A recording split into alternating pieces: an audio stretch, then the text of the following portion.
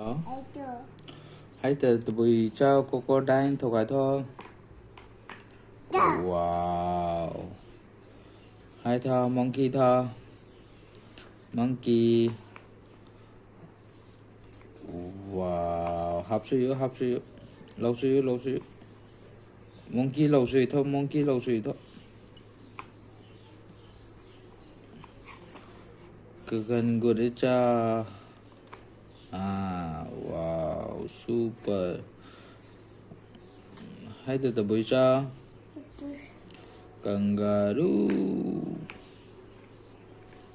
Wow, kangaroo hợp hình thể. Elephant thôi, thuộc lại thôi. Elephant thôi.